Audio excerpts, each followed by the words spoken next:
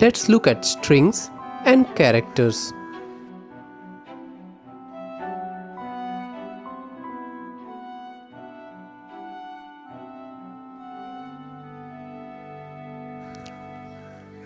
In Julia, we have strings and character as a type. I have referred documents of Julia to build this tutorial for you. Let's look at a string variable.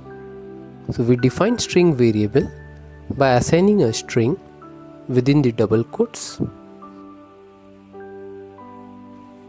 Type of function will give you the type of variable. In Julia, you could use triple quotes to define a multi-line string. So this is very helpful if you have special characters within a string.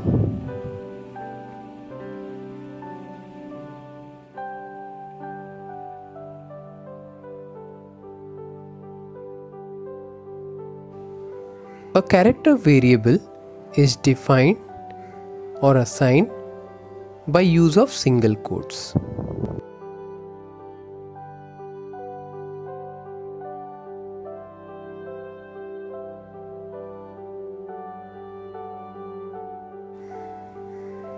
The length function will give you the length of characters. The size of will give you the size of bytes.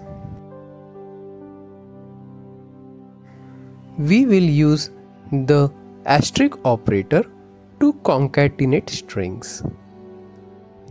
This helps build strings or join strings together.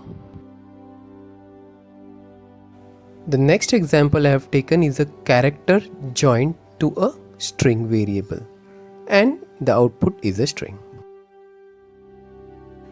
The raise to operator will be used if we have to repeat the strings number of times.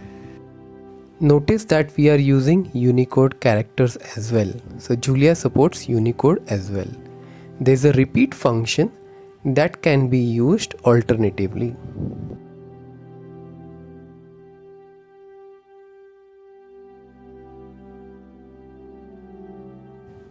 Here I would need your special attention.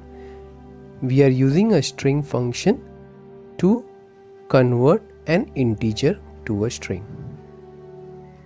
This function takes three input parameters. The first is the integer, the second is the base, that means what type of number system we are using, and third is the padding. So here are two examples of it. One with a base of 2, that is binary, and one with a base of 10, which is default.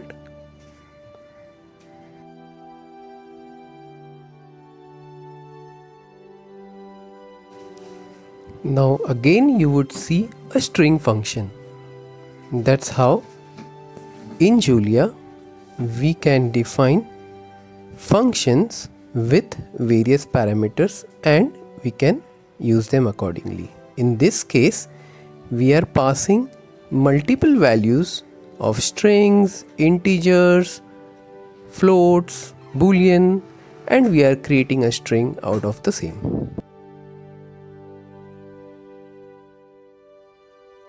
Here is the representation function, REPR.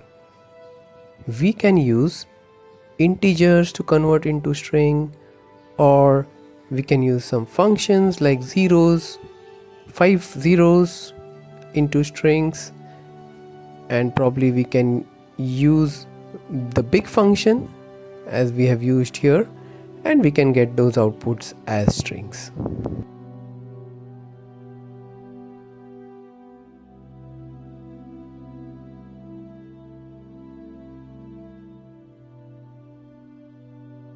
The next function, you will see this as a string with a capital S. This is generally used when we have to pass any strings to C programming language. This basically has the UTF-8 bytes. As now we have looked into a lot of functions and how strings are represented, let's look at different functions like substring. You could actually pull out a substring out of a string. You can reverse a string.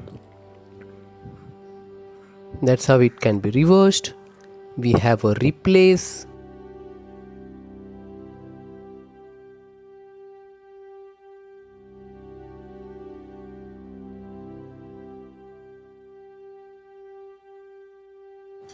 The next one that we have is a split function. We can split strings. We have starts with. You could check for words or characters that are starting with Julia or Romeo, right? We could use the operators out there. We have ends with, and we have contains as well. There are many other string functions that are available and referred in the documentation of Julia. Thank you. Do like and subscribe.